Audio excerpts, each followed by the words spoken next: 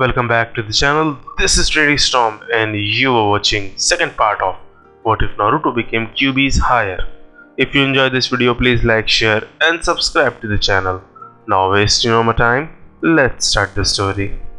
Naruto deflected Shiro's punch before countering with a kick to the half-demon dragon's ribs, followed by a spin kick to the back of his head. This was how they spent their final day of training because it was their final sparring session in the 3 years that the Fox Prince had not been training under Kyuubi's supervision. Shiro had told Naruto a lot about his past experiences living in both the demon and human worlds during their time together. Shiro was trained by a powerful fire demon named Heir and a fox demon prince of thieves named Kurama, who was a master plant manipulator like the Shodem of Konoha. According to Shiro, the Shodem could have been of Kurama's human kin because the demon blood mutated in their human descendants on several occasions. It was a form of evolution in humans descended from demons so that their powers could surface and the demonic power locked away didn't eat at them from within. That was how blood diseases became so prevalent in the early days of clan formation, because not every child born in a clan could activate their demon blood, but rather it would leak out slower than cells could handle, causing a buildup of power within the cells. It poisoned the demonic cells that produced the bloodline traits, resulting in many deaths and bad blood, as it was simply called. It happened less frequently now because humans had evolved to the point where such a thing happened less frequently among clans. Due to the body's physical tolerance to the disease, a person with a bloodline that was not properly activated never fell victim to it. Naruto was surprised to learn that Shiro had once had a very strong relationship with Kyuubi, a now-dead member of the Sound Four. Kyuubi's life as a member of the Sound Four wasn't all that bad before Shiro made sure she was happy and helped train her to be strong. When Orochimaru arrived, however, everything changed, and Shiro told her that she had one choice that would determine her future in life and their relationship. To either abandon the Sannin in order to pursue something other than their friendship, or to stay with the deceitful missing ninja only to die under false pretenses when Orochimaru no longer saw her as useful. Her response was less than encouraging. Kyuubi's response included a slew of curse words, indicating that the curse seal had influenced her brain's language center as well. The curse seal had already bound her to Orochimaru's control, effectively ending any relationship the two could have had. Shiro's heart had broken when he learned that Kyuubi had been killed through his summons, and he had always sent periodic checks to see if she had left the Sannin or was even alive, knowing that what he had told her had become a self-fulfilling prophecy. Shiro had told Naruto that he was sorry for his loss, even though Shiro had told him that he had no reason to be sorry because Kyuubi had made her own life choices. Despite the Sannin's tainted influence, the dragon half-demon knew Kyuubi had freely chosen to accompany him. Shiro could only ask Naruto that when he returned to the human world, the fox demon kill Orochimaru because his curse seal poisoned her mind. Naruto happily agreed. "I still can't believe you've been here in Demon World for 3 years," Shiro said as they sat on a nearby hill, looking up at the sky. Nara Shikamaru's interest in clouds had apparently rubbed off on Naruto, and it had now rubbed off on Shiro as well.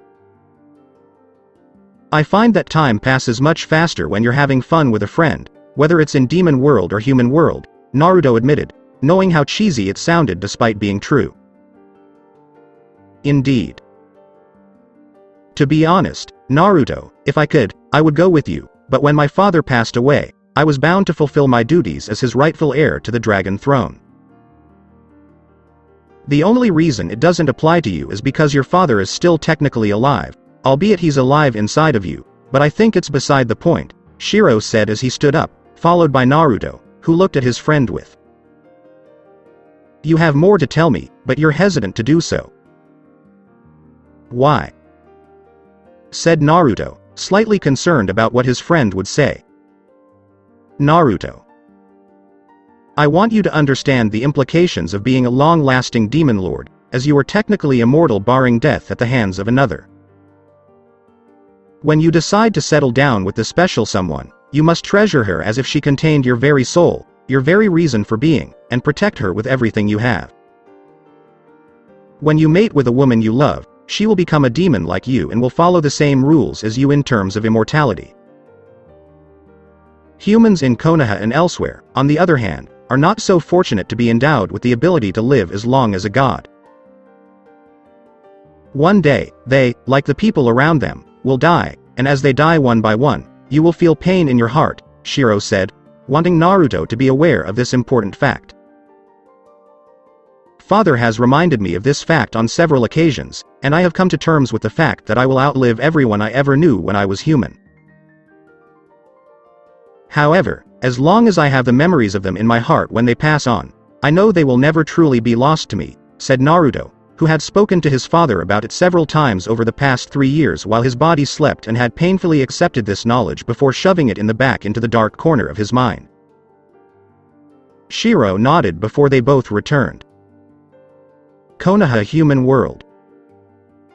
Tsunade was poring over the various reports Shizune had given her, and she was not pleased with what she saw from Jiraiya's spy network.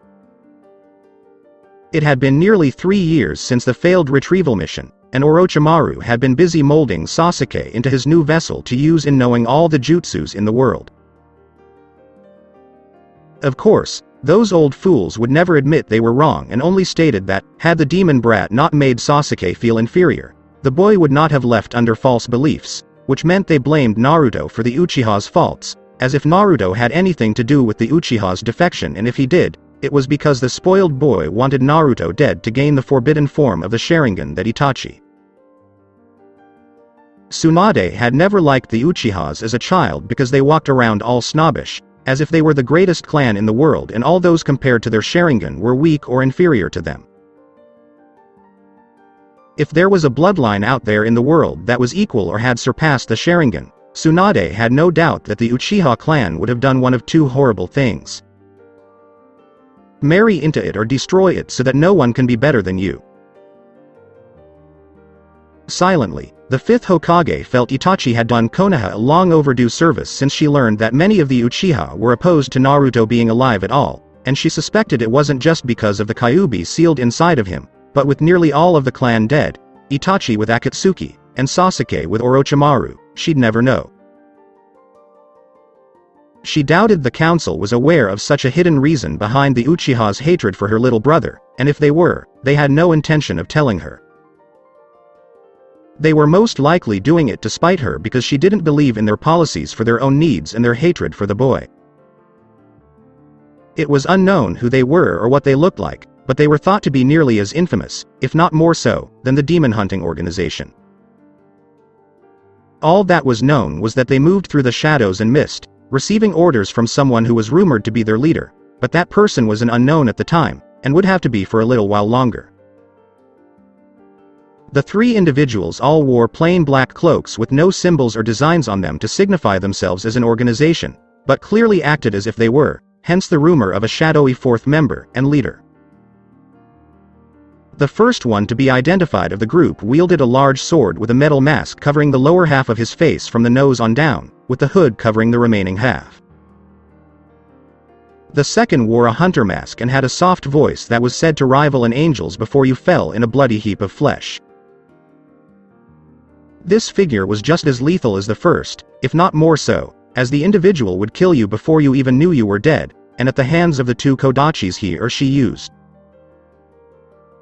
The third member was rumored to be the strongest of the three, yet younger than the large Zanbato-wielding ninja, but older than the one who was a double kodachi user.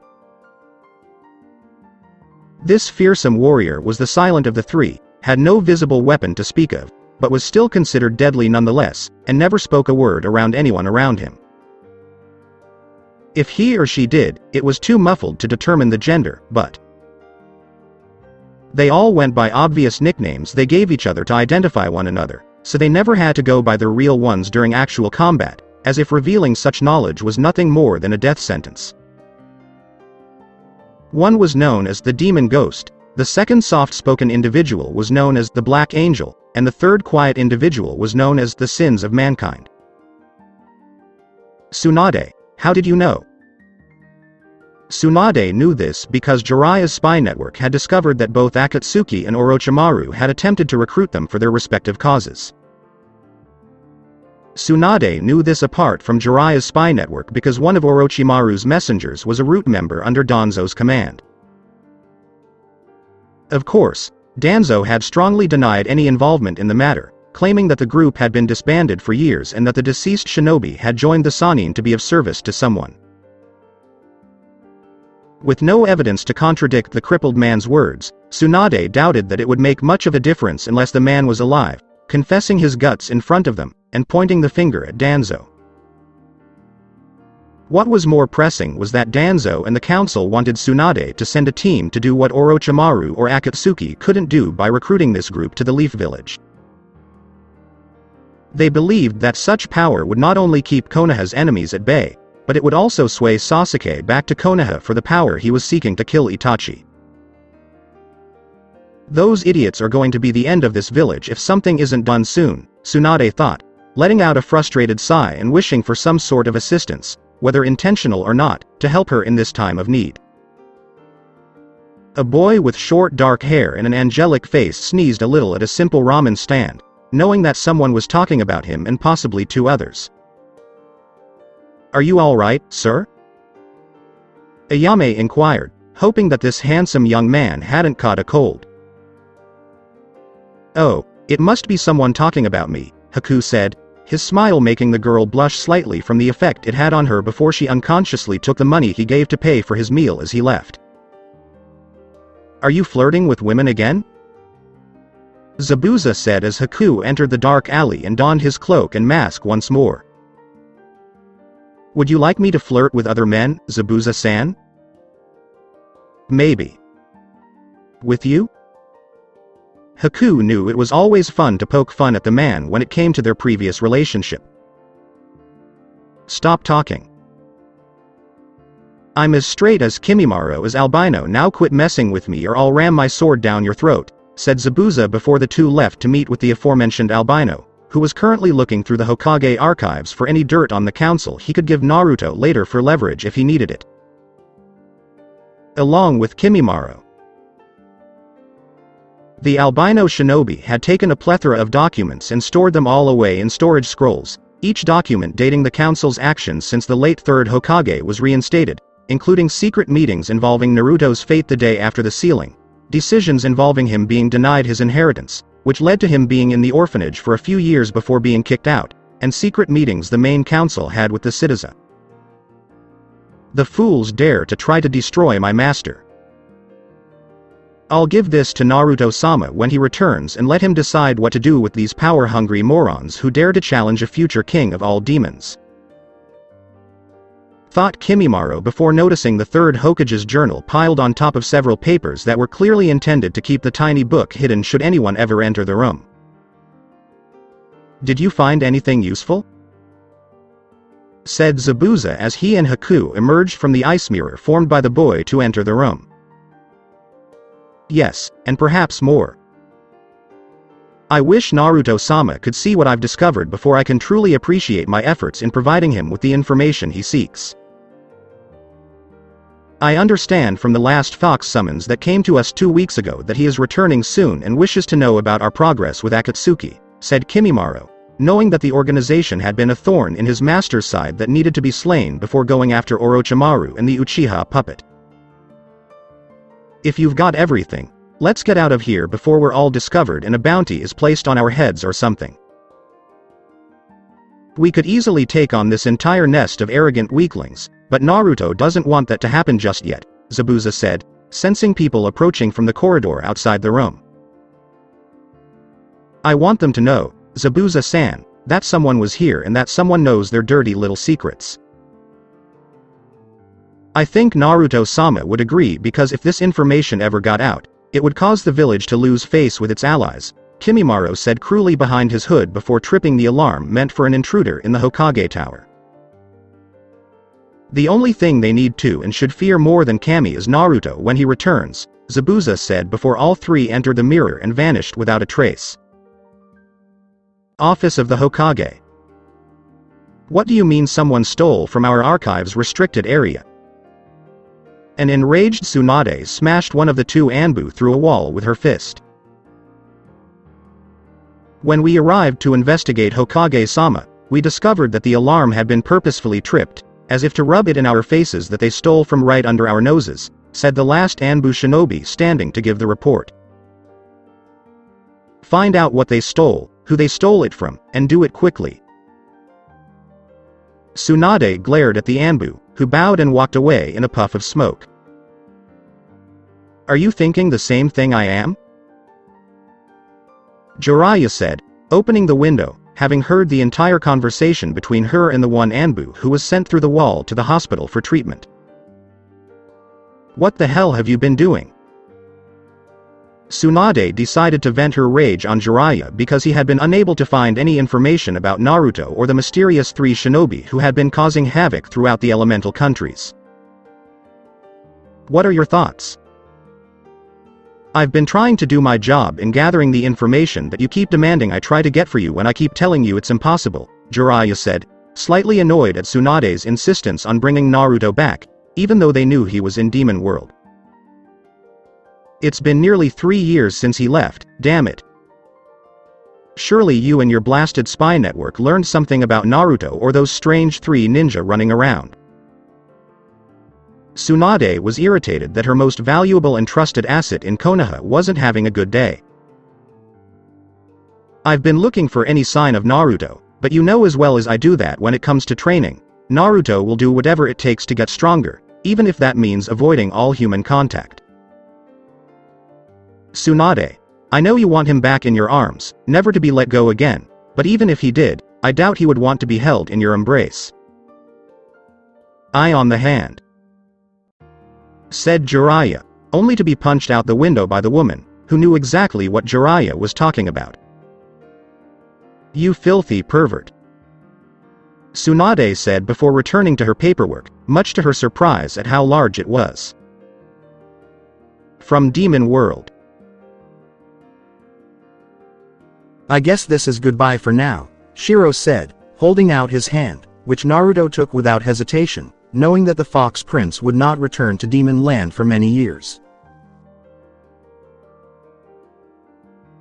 For the time being, as you said, but make no mistake, I will return, and when I do, we will pick up where we left off in our last spar, said Naruto in his newly modified fighting attire, now nearly 5 feet 8 to near a solid 6 feet with his steel-toed boots, a black cape, a black leather hat, and his sword with a crimson-black striped hilt Nodashi-style sword strapped to his back with the top of. Naruto's hair had also grown long and spiky, yet he managed to bend it to his will while being compacted in the hat without giving him hat hair when he took the thing off, and his face had become more royal, with a sharp strong chin, yet with a fox-like suave to it that would make women drool over him, and held a mischievous intent to all, who fell prey to his well-calculated plans of. I'm looking forward to it. Take care, my friend, and know that you will always have an ally among the dragon demons here or in human world as long as I draw breath, Shiro said, knowing that no dragon demon in either world would dare to oppose his rule or who he considered an ally despite being only a half-demon. Naruto nodded and opened the portal to the human world before entering it to return to right the world's many wrongs. Beginning with Akatsuki. But first, he needed to send a message to a certain snake named Sannin and a certain Uchiha named Sasuke. 2 days later, Sound Village. Danzo just texted us, Orochimaru-sama. He wants to form a stronger alliance with us in order to fully control Konoha rather than destroy it. After such an event, he wishes to use his newfound power and structure to help us take over the other hidden villages in the other elemental countries, said Kabuto, handing the message to his master for the Sannin to read. The fool is still convinced that constant wars with other villages will make the Leaf Village stronger. While I agree that only the strongest survive in war, I try to avoid the unnecessary ones. Nonetheless, this is something I cannot avoid because such an alliance will most likely be beneficial in the end. Send a message back telling Danzo that he has his alliance in exchange for the jutsus they take becoming mine to have as a form of payment, Orochimaru said, knowing that while Danzo did the majority of the work during a war, his men could simply take what they wanted and on occasion send the weaklings of sound to assist with the survivors being used for future experiments. Of course, Orochimaru-sama, Kabuto said, bowing before departing to begin his master's task. Don't you think Sasuke is such an obedient servant? Orochimaru grinned viciously at the Uchiha as he looked over at his prized vessel to be. Whatever. It's not like his existence is important to me. All I want and care about is the ability to kill my brother, Sasuke said, uninterested in the Sannin or his minions, but rather in the power they wielded, which he desired to possess. And you will once the Uzumaki boy returns from wherever he is hiding, and then you can kill him to get what you need to kill Itachi, Orochimaru said, knowing that his vessel and the Kyuubi boy had unfinished business. Like that loser could ever be a match for me anymore, Sasuke said, staring at the snake Sannin, though he was curious how strong the blonde-haired kid had gotten since their fight in the Valley of the End. The Uchiha had read the various reports from Konoha spies about what had apparently happened to Naruto, and frankly, Sasuke didn't believe it one bit. How could a loser gain favor from a demon lord? As a Uchiha, such acknowledgement should have gone to him, not some ramen-eating nutcase who couldn't even graduate the first or second time at the academy. Sasuke, never underestimate your opponent. If I recall correctly, it was the reason you nearly lost to Naruto, said Orochimaru, knowing how much Sasuke disliked being reminded of that. The loser got lucky, Sasuke said, believing that was the only reason Naruto could stand up to him for so long. After all, what power could possibly rival a Uchiha? Soon after, an explosion erupted within Sound Village, prompting Sasuke and Orochimaru to leave the throne room to investigate the commotion. Orochimaru-sama was being attacked. A black-clad warrior wielding a massive sword is slaughtering Sound Shinobi left and right. We tried to engage him as a group, but he cut us down like insects, said a Sound Shinobi as he approached the Sannin with only one arm and several slashes across his upper body as well as some lower along his leg area. What? Said Orochimaru, looking at the source of the carnage nearby, where the enemy had beheaded two of his minions with a single stroke of his blade. Allow me to deal with this intruder, Orochimaru-sama, Kabuto said, knowing that while the Sound Shinobi under the Sannin were not weak in comparison to Kabuto. Fine. Bring me his body intact for future study, said Orochimaru, who was watching from the sidelines with the Uchiha, who was watching the fighter's movements with his Sharingan but was unable to copy them. How can I not copy it? I have the Sharingan, so my eyes should make all power that is another's mine. Raged Sasuke, wishing he had the next stage of the Sharingan so he could do whatever he wanted. A heavy thick mist surrounded the two warriors as soon as Kabuto entered the fray, making the Sound Junin tense, wondering if this warrior was an agent of mist. All of a sudden, Kabuto, you appear nervous. Why? Surely the Sannin you serve have given you enough skills to deal with a weakling like me? Said the figure, with only the figure's shadow visible to Kabuto. Whoever you are, your mocking could use some work. I am Orochimaru second in command, Samas, and I am not at all intimidated by your skills or tricks, Kabuto said, though he was slightly intimidated by the power he was now sensing from the man, and he wondered how deep this well of power went. Your usefulness will soon come to an end, and Uchiha Sasuke will take your place before becoming Orochimaru himself. How do you feel knowing you're about to die and that the arrogant jerk the Sannin wants as his new body will soon take your place as Orochimaru's second? As the figure faded deeper into the mist, he let out a deep and seemingly inhuman chuckle. You think I'm some amateur you can dupe into believing your lies. I don't want to die here, and I will not be replaced, as you claim. I also know that Mist Shinobi strikes from behind when using the silent kill technique they mastered. Gotcha.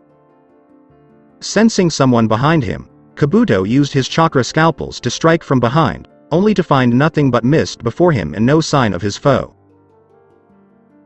"You are an amateur if you believe I am a mist shinobi," said the figure from behind Kabuto, slicing off the man's right arm, causing the medic ninja to scream in pain. Who why you are?" said Kabuto before letting out another scream as the ground was cut out from under him, or more precisely, his leg was cut off above the knee from under him. "Don't you recall, Kabuto? You met me when you attempted to recruit Tsunade to heal the snake Sanin's arms after old man Hokage had finished with him, and you nearly killed me by using your chakra scalpels on my heart," said the figure emerging from the mist, revealing one Kyuubi Naruto towering over the severely injured Kabuto. "You. But how exactly? How did you get so strong in such a short period of time?" said Kabuto as he attempted to move away from Naruto with his one good leg, only to discover that it had also been removed below the knee faster than the man could see. "I don't share my secrets with the dead," Naruto said as he thrust his sword into Kabuto's chest and ripped out the pierced heart, effectively ending the Sound Junin's life. Even Kabuto couldn't regenerate a heart that didn't exist.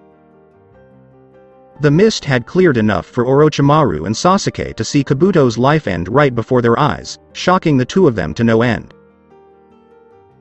They had of course heard the screams, but thought nothing of them considering Kabuto's healing abilities with his chakra. How could he do that to Kabuto? The intruder should have fallen easily to Kabuto's skills, Orochimaru thought as he saw the figure turn to look at him and Sasuke before walking away casually as if they were unimportant. Damn it. If that mist hadn't appeared when it did, I might have been able to copy some powerful moves to kill Itachi.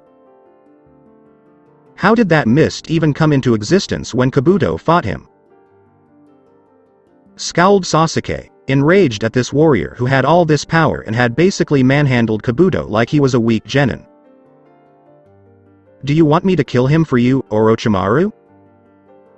Sasuke said casually, as if he was stronger than Kabuto. "No. Sound has been damaged, and we need to repair it." "Apart from the fact that he easily defeated Kabuto, he would have killed you Sharingan or not," said Orochimaru, not liking the attacker's eyes. "Are you saying I'm frail, Orochimaru?" Sasuke glared at the Sannin as he walked away from him. "With all the training I put you through, you are undeniably stronger, but you are nowhere near Kabuto's level, or mine for that matter. If that warrior can do that to someone of Kabuto's caliber, imagine what will happen to you if you confront him. I doubt he'll let you use your Sharingan or Curse Seal levels 1 and 2, Sasuke," said Orochimaru before returning inside to let his shinobi handle the repair work while he went to find out who the hell that was. "If I wasn't so sure of Orochimaru's power, I'd say the man was actually afraid of this guy," Sasuke thought as he walked away to do more training so that if he came across the person who killed Kabuto, he would have the exclusive honor of killing him. Elsewhere. Did you enjoy killing Kabuto in that manner? Zabuza had created the mist to keep the Uchiha out, but he could see what was going on between Naruto and the Sound Junin. After Naruto arrived at the rendezvous point, a trio of shinobi who were his followers revealed the dirty secrets of the council and the Sandame's journal to him. They were all relieved to see their master, as it had been 3 years since the boy, now a young man, had been in the human world. In fact, Naruto had only communicated with them through fox demon summons, which relayed messages between the two worlds. Yes, it was a lot of fun. He is, however, only a pebble on the path to righting the wrongs of the world. The time for mercy and dialogue to bring about peace has passed. The time has come for those who have been wronged to be made whole, and for those who have done evil to others to be punished. Painfully. Naruto spoke with his red eyes glowing, revealing an unearthly-like fire in them that was almost surreal. If you don't mind me asking, why didn't you kill Orochimaru and Uchiha Sasuke while you were in the village, Naruto-sama? Your power far outweighed theirs, so why not end their lives sooner rather than later? Haku had been curious about that since Naruto emerged from the demon world portal, and they knew he was at a level far beyond anyone else. Because Haku, it would have been too early in the game to kill the two of them because I would have needed them later on when Akatsuki was no longer alive. Furthermore, in the next 2 years, we must make our presence known to all elemental countries' citizens. If we kill them now, we will only get their attention, but they will have no reason to seek us out for possible employment. Before the end of the year, I intend to make our group so infamous that even the daimyo themselves will seek personal audiences with us, and that, my friends, is what I intend to happen. Naruto said this before leaping into the trees, his 3 followers right behind him. Work needed to be done. Months later, Akatsuki Base 3. The room was completely silent and empty in the darkness, as all 9 Akatsuki members preferred when meeting in this manner. When they met to discuss the nature of the plans they devised and the progress they made on them, it became a sense of calm. However, things were not going as planned at the moment. The projectors in the ground floor room were a total of 9, one for each of the Akatsuki members who used to meet when they were scattered throughout the elemental countries. When the projectors turned on, only 7 of the 9 showed shadowy figures of the members, implying that something had happened to them. Sasori and Deidara are no longer alive. Because they are now unable to retrieve the demon within Subaku no Gara, this has become an unexpected development in our plans for the organization. Furthermore, we do not know the identity of the attackers, who were responsible for their deaths. Pain was clearly dissatisfied with how things were going, given the organization's latest plans for the world. Could it be that mysterious new group we heard about 3 years ago? According to what I've heard, they sent our messenger back pretty nasty. Kisame considered the only people who could pose a threat to them. It's a possibility, but it's highly unlikely because they don't have a reason to attack us in the first place, Conan said, looking around the room through her projection. One does not need a reason simply to strike another, Conan-san, but I'm sure it's merely a means to an end, Itachi said, frowning slightly as he did, noticing they seemed to be looking back every now and then as if they suspected someone was behind them. Is there a problem, Hidan? Kakuzu? Pain was now staring at the 2 projections as Itachi was, drawing the attention of the other members of the group. No, Pain-sama, it's just. Kakuzu said before his form in the projection vanished, as did Hidan in a rather gory manner if the way their forms in the projection splattered was any indication. What the hell happened? Kisame was the only one who said it out loud because everyone else was thinking it. Oh, distinguished Akatsuki members, I'm afraid Hidan and Kakuzu are currently unavailable. Would you like to leave them a message with me? Said a now mysterious figure wearing a black hat, clothing, a dark cloth-like mask covering the lower part of his face, and a very long sword strapped to his back in a calm, almost serene voice. Identify yourself, Pain said, frowning at this new and unexpected foe. There is no need for that, leader of Akatsuki, because you will soon discover my identity when my associates and I come for each and every one of you. However, I am not as rude or heartless as you believe because I will tell you something about myself that you may find quite interesting, said the figure, who was now surrounded by his followers, each of whom was filling an empty projector once owned by deceased Akatsuki members. And what might that be? Itachi asked, narrowing his eyes at the apparent leader of the 4 individuals who dared to oppose the greater majority. I'm from Konoha, too, Itachi-san, and I'm marked to be killed by them if I ever get caught. However, unlike you, Uchiha, I am not so weak that I must hide like a coward behind an organization like this one just to keep the hunter ninjas that our village would dispatch at bay. The same can be said for you, Kisame, as you are well aware that if it weren't for Mist Village's still weakened state as a result of the chaos of the Bloodline Civil War, you would be hunted down like a stray dog. Every single one of your deceased or currently incapacitated members has been boxed, sealed, and is on its way to the elemental country of their birth. Each box will contain a message informing the respected daimyos of each country about who did this to your pitiful little group.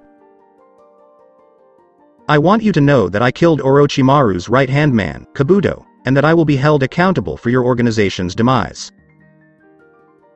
I welcome everyone who is still here today.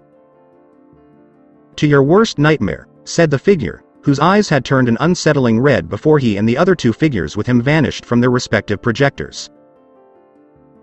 How could he or his group have done it so quickly? Kisame looked around the room, only to find everyone deep in thought about the situation. They must have been very busy. They must have obtained information from Sasori and Deidara before their deaths, knowing that those two would lead them to us. This has become extremely unsettling and must be dealt with swiftly and ruthlessly. Pain observed that the force opposing them was causing a significant setback for him and Akatsuki. Who should go in search of them? If they can easily get rid of so many of our Akatsuki members so quickly, it may take more than a two-man team to go after them all. Conan observed Pain's projected form, which turned slightly towards her. That is probably the best course of action with this group, given that our plans have been derailed at such a rapid pace that it cannot be ignored. So you, I, and another recent recruit who isn't here right now will go after this group while Itachi and Kisame go after the Kyuubi vessel as planned. Pain said this as the images faded out one by one until only Pain remained. This is bad for our group, Pain said to himself in the darkness. You forget that when it comes to fighting Pain-san, it's quality, not quantity, and you have more than enough of both to handle them, said a figure in the darkness, but from any of the projectors. Please forgive me, Madara-sama. I am confident that with your assistance in disguise, we will be able to eliminate these rodents once and for all, Pain addressed the true Akatsuki leader. You can atone for your weakness later by killing those who dared to defy us and, more importantly, the Uchiha way of life by submitting everything to our power, Madara said, his Sharingan eye dimly glowing in the darkness. Madara-sama, you are correct. I'll meet you under your alias Tobi at the Konan rendezvous point, said Pain before his projected form vanished, leaving only the Uchiha clan's founder to bask in all its glory. Office of the Konoha Hokage. Is this information correct? Tsunade asked, looking at Jiraiya, who nodded with a concerned expression on his face. He was concerned because the enemies of the Leaf, as well as the various shinobi villages, were dying at an increasing rate. First, Kabuto's heart had been mysteriously delivered to the Hokage's desk in a small wooden box with a note that read, Tsunade will have one less person to deal with. Signed. The Shadows of the Five Shinigami. Second, word had reached Konoha that a small group was now targeting the 9 Akatsuki members and killing them off one pair at a time. They were dropped off in front of their respected villages after each kill, or at least parts of their bodies were. The rest of the remains were given to the country's daimyos, who were all relieved to have these unwelcome thorns removed from their sides. Third, the now respected Kazekage of Suna, Subaku no Gara, was said to have seen the group responsible for Akatsuki's sudden and untimely weakness. It was also said that Shukaku's vessel had offered them his personal protection as well as the sanctuary of Suna if they ever needed it. The members of the group, whoever they were, had to be powerful and influential to earn the Kazekage's respect after just one meeting. As true as your overly large breasts are real, Jiraiya said before being thrown into a wall by Tsunade's fist to the face. Perverted asshole! Exclaimed Tsunade, though she should have seen it coming like all the others he used on her. Yeah, I love you too, Jiraiya said as he rose from the hardwood floor where he had slumped after leaving his own imprint on the wall. Jiraiya, be serious with me this time. How powerful and influential has this new organization become? Tsunade stated solemnly, looking at her former teammate. It's difficult to say. I know they met with the Kage and the Wind Daimyo, but they won't go to Iwa or Kumo unless they have already done so. It could explain why Kumo is so quiet right now, but it's difficult to say for sure. It's been rumored that Kumo lost a shinobi shortly after the rumors of their visit spread, but who was apparently taken as kept under wraps by the higher-ups there. Jiraiya knew that for the wreckage of Kumo to keep such information from getting out meant that this missing ninja and new member of this shadowy group had to be someone they didn't want free. In any case, not willingly. What about Mist? Tsunade wondered, knowing that people like them would and could thrive on the violence created by the village. There's no way. Mist Village is still recovering from its own falls and is currently considered a continent of bloodshed, so I doubt they will go there anytime soon. I have heard several rumors that the Fire Daimyo wishes to meet with them soon in order to keep Orochimaru's hand in any future invasion following Kabuto's death. Jiraiya knew that the Daimyo of Fire was the most powerful of all the daimyos in the elemental countries. The truth was that if the rumors were true that their feudal lord wanted to see these four, they had to be powerful enough to rival all three Sannin. It was a terrifying thought, given that they had no allegiances other than to each other, and no one knew how deep that rabbit hole went. Can you get one of your more reliable spies to attend this meeting if it ever happens? Tsunade asked, knowing that Jiraiya's spies could always get into the most difficult-to-reach places for vital information. I'm not sure. According to my information, the meeting with the Wind Daimyo was only 6 people in the throne room, with no bodyguards present. The meeting was apparently so secret that not even the guards outside the room knew what was going on and were tempted to find out just in case their feudal lord had been assassinated in secret, Jiraiya remarked, as this had never happened before in meetings with people of such stature. Because the Fire Daimyo is the most powerful and influential of all the feudal lords, I doubt he will meet with them alone. I can assure you that he will not be as naive as the Wind Daimyo in this regard. Tsunade knew that when you are in a position of power, you tend to have the means to defend yourself even against the most cunning of shinobi. This group appeared to be a perfect fit. Well, all I know is that these guys have forced Akatsuki to focus their efforts on them, and Orochimaru is keeping Sasuke in sound for further training. Jiraiya sighed, wishing he had more time to devote to training Naruto than he did. The man should have been there for the kid, but in his stupidity and perversity, the Sannin failed him in every way. Was this how Sarutobi-sensei felt about Orochimaru? Wondered Jiraiya, who couldn't help but wonder what was going through the old monkey's mind at the time. I was considering assembling a small tactical team to pursue the group hired to assist Konoha in its fight against Orochimaru. With the Chunin exams in Konoha in 2 years, I figure it would be the ideal time for the bastard to strike us again. Tsunade knew Orochimaru did everything twice, with the second time being slightly different than the first. They will never go for it, Tsunade, and if they do, the council will try to make too many demands on them in terms of working for Konoha. It would dash any future hopes of a stable contract to use if they were ever needed again in another dark chapter of Konoha. Tsunade, you know what the council is like when they want something and threaten to use force to get it. They did it with Sensei, the Yondaime, and they will find a way to use it on you when the opportunity arises. Jiraiya knew how the council reacted when Tsunade told them she was going to the daimyo to appeal the order to execute Naruto, and they threatened to depose her as Hokage before declaring her an S-class missing ninja. Her response was to throw an elderly council member through a wall and dare the rest to carry out the threat. They wisely chose not to.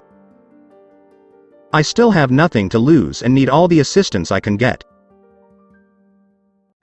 I was considering using the rookies because they've been rapidly growing since learning about what the council attempted to do to Naruto. Tsunade expressed her sadness at the expressions on everyone's faces when they were told. She had to rely on Anbu to keep them all from going on a killing spree. Even more so when they learned what was sealed inside Naruto along with the rest of the village, though from the looks on some of the younger generation when the news got out, I'm willing to bet the parents broke the law before the ink was even tried on Sarutobi's decree, Jiraiya said, observing some of the kids around Naruto's age who showed no surprise at all. This is why I had those parents questioned by Ibiki while Kurenai placed their children under a teaching genjutsu Iruka devised 2 years ago to deal with Naruto's disciples' trio of pranksters.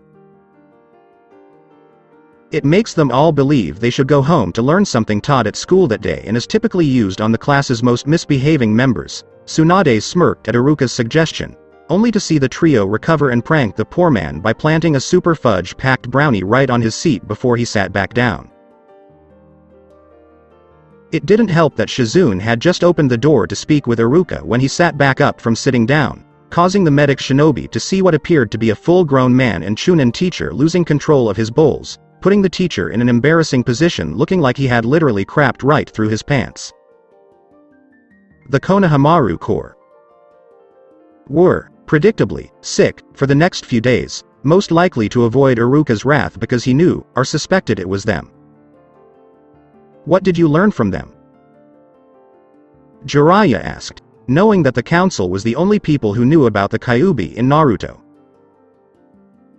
I discovered that those asshole adults had only told their children about Naruto and the Kyuubi in more exaggerated terms, preferring the safety of their families over the Hokage's law to protect a demon.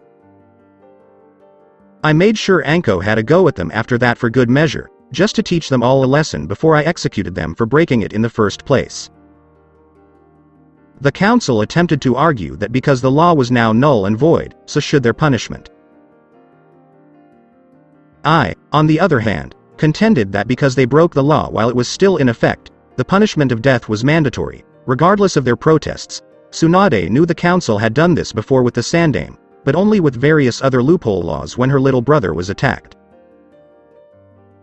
At the very least, you've made the public more wary of speaking ill of the kid, knowing that if you don't get to them, his friends will. Jiraiya observed Lee's rampage in the market district after he was declared fit to train again. Fortunately, the excuse was that he had gotten his hands on some sake, which caused the spandex boy to go all out on the people around him, so no charges could be filed. That will only last so long, Jiraiya, and when it does, the public will demand that there would be attackers be punished, and they will look to the council to do it, Tsunade predicted, knowing that Naruto's mediocre justice could only last so long. Tsunade, it's still better than nothing, and in this case, I believe it's preferable.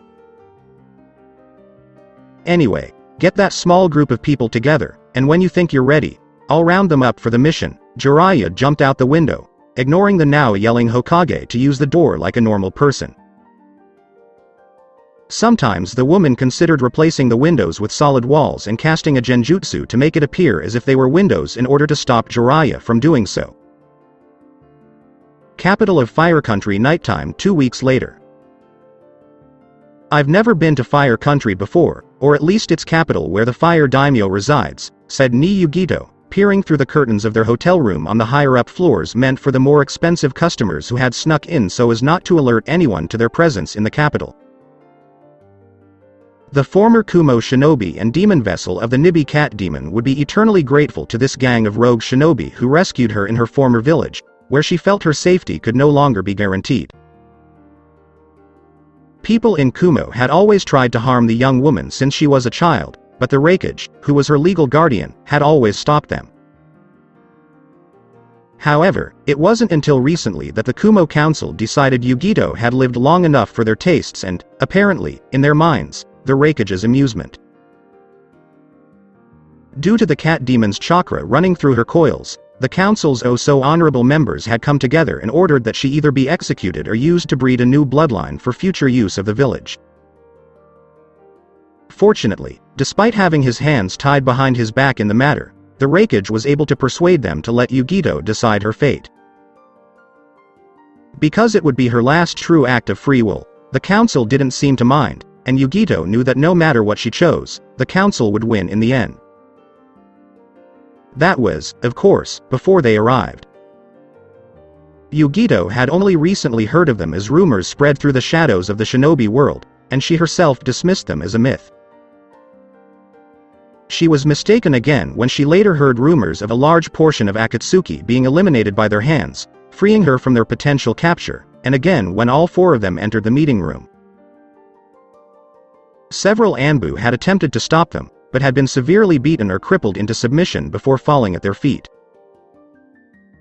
When the council demanded to know why they were there, Yugito noticed that only the Raikage did not rise from his seat and remained a pillar of calm. The group's leader, later revealed to be Konoha's former shinobi demon vessel Uzumaki, now Kyuubi Naruto, silenced them with deadly intent. As a result, the council members slumped back into their seats, grasping at their chests in a futile attempt to restart their bodies' hearts. Flashback. Regardless of how we got your attention for this meeting, we mean no harm to Kumo because your Anbu on the floor in front of us is still alive. If only just barely.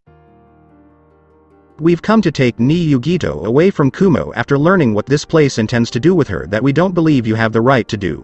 Naruto approached Yugito and placed a comforting hand on her shoulder as she looked up at him. I see. If I may ask Leader Sama, how did you know what was going on here today? Because he didn't know the man's name, said the Raikage. We had been hiding in Kumo for a while, watching, listening, and waiting for this day to come, Raikage-sama, so that when it did, we could act on it. We see no future for Ni Yugito within your ranks, given that you failed to protect her today when she most needed you. So, after much deliberation among my followers, we decided that the best solution to this problem would be to extract Yugito-san from Kumo and make her our newest member. Naruto smiled from behind a portion of his cloth mask that was hidden from view. She will never be permitted to accompany you. I'm not sure who you think you are, but despite what you may believe, you have no clout here, said a council member who had been anticipating this day for over a month and a half, with every intention of the ends meeting the means of himself and his fellow council members. In fact, I do. Prior to my arrival here, I met with your daimyo and showed him some of your more sensitive documents.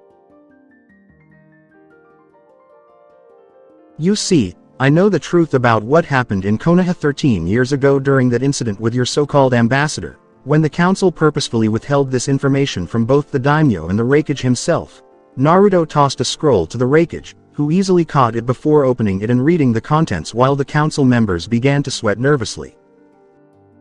You did this behind my back, exclaimed the Raikage, losing his cool as he stood up and stared at the documents in front of him. They did, in fact, do Raikage-sama. You see, despite your and your daimyo's wishes for peace between Kumo and Konoha, the Kumo ambassador you sent was given a second set of orders from the council. This council directed the man to kidnap the Hyuga heiress or, at the very least, a member of the clan's main branch family. Because his status as ambassador would grant him access to the Hyuga compound during his stay, he went straight for the Hyuga heiress. The man died from a small dose of poison after biting down on a pill hidden in a fake tooth in his mouth after being struck by a gentle fist attack to the chest. Unless you were the slug Sanin Tsunade, who was not in Konoha at the time, the small amount of poison used would be undetectable. Naruto regarded the council members with disdain, knowing that they were the source of so many problems for Hinata and Neji's families. I told you I wanted peace because of the low number of shinobi we had while they still outnumbered us by a small but significant number, said the Raikage, looking down at the council's quivering members, who knew they were in for a world of hurt. Our Raikage-sama. Please. Another old council member said, only to be rebuffed by the enraged Kage. I've had enough of everyone. Guards. As a new set of Anbu shinobi entered the room, the Raikage spoke up. Yes, Raikage-sama, exclaimed the Anbu captain, his gaze drawn to Naruto behind his mask, wondering what his lightning shadow would desire. Arrest all the council members before you on treason charges for attempting to usurp the orders of the Raikage and lighting daimyo, said the Raikage, nodding towards Naruto, who nodded right back as a sign of respect and understanding between them. Flashback concludes. In the end, All Kumo council members were executed immediately because a trial would be pointless because they were all guilty as hell. Out of gratitude, the Raikage granted Naruto's request that Yugito's identity as their newest member remain only with him because they preferred to remain in the shadows of the shinobi world. The Lightning Shadow nodded before hugging the young woman goodbye, remembering her as the daughter he never had. We didn't have Yugito-san, but we were all here because of rumors about the Fire Daimyo wanting to see us, which I confirmed with a fox summons a few hours ago. I sent Zabuza and Kimimaro out to scout while Haku was spying in civilian clothes because he blends in better than the other two. Naruto stated that no one would suspect the boy of being a shinobi with a face like his. That would lead you to believe the boy had an angelic face. If only they'd known Haku wasn't a good angel, but rather a dark one. It makes sense because albinos are quite rare no matter where you are, and the sight of one would undoubtedly draw unwanted attention, Yugito explained before turning to face the young leader in question. Yugito, we would be the correct term here because I consider the group as a whole more than myself, which is the case here. Zabuza is notorious no matter where we are, but he's as sneaky as hell, so I can trust him to get out of tight situations if he ever finds himself in one. I'm also aware that he can't be seen in public since he was declared dead, and Kimimaro was Orochimaru's former bodyguard, who the Sannin believes died during the attempt to sway Uchiha Sasuke to his side. For the time being, I want the world to see them as they are, until the time comes to reveal ourselves to the world and what we are capable of. Naruto knew that his time spent with his group traveling the elemental countries strengthening, meeting old friends who thought you were dead, and killing off missing ninjas scattered all over who didn't deserve his mercy for the hefty sum could be hellish in and of itself. My apologies, Naruto-sama, Yugito said, hoping she didn't enrage her new leader to the point where he struck her for her folly. Because you are new to the group, there is no need to apologize. But for the time being, we must give you a moniker that will make our enemies fear you, Naruto mused as he considered what to name her. What about Hell's Feline? Yugito offered her own because it seemed appropriate given her current status as a demon vessel of the Nibi Cat Demon. That's actually quite good. Yugito-san is Hell's Feline. Naruto now hid his smile, though Yugito could see it from the way his facial muscles moved from the upper exposed part of his face. He then handed her a dark cloak with a cat Anbu mask he had obtained from the Raikage, who had given it to him to help conceal her identity from those the group might encounter. It wasn't long before Haku returned through the doorway, knocking 3 times to confirm it was him, while Kimimaro and Zabuza entered through a partially open window beneath the henge of birds. According to what they had learned, the Fire Daimyo was well guarded and had a sizable strike force of Konoha Leaf Shinobi, all of whom were ranked Junin or Anbu and had recently transferred to keep an eye on him. Tsunade apparently didn't trust them with the Fire Daimyo as far as she could throw Jiraiya with one of her punches, which was quite impressive given her strength. She probably believes she can have her shinobi with the Fire Daimyo while we have our meeting with him, Kimimaro speculated, trying to imagine how Tsunade would try to justify the shinobi's presence near the feudal lord.